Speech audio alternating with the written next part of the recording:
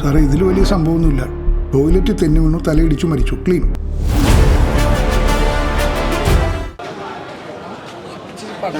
നല്ല പടമായിരുന്നു കേട്ടോ.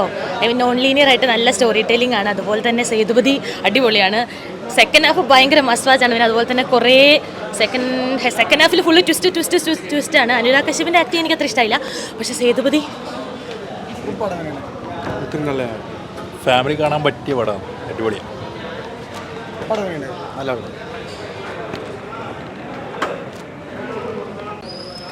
വിഷയം പടമായിരുന്നു. വിജയ് സേതുപതി തീ അഭിനയം.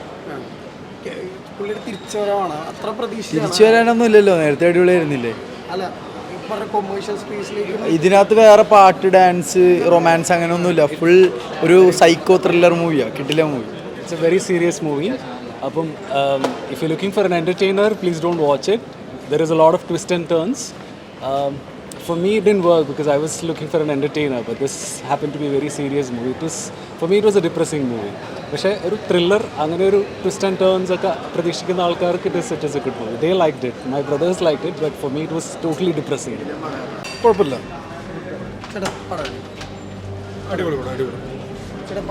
സൂപ്പർ പടം.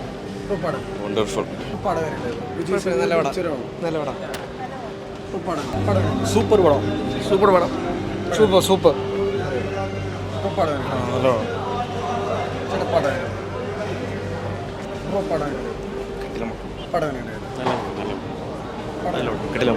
അടിപൊളി സിനിമ.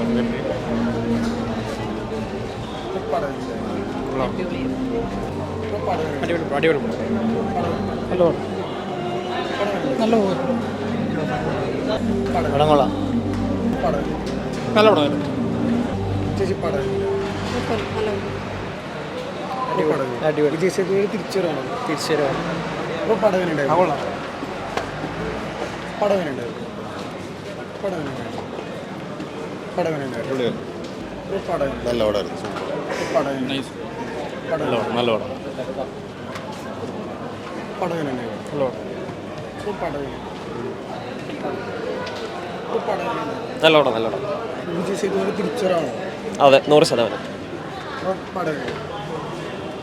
സൂപ്പർ പടം.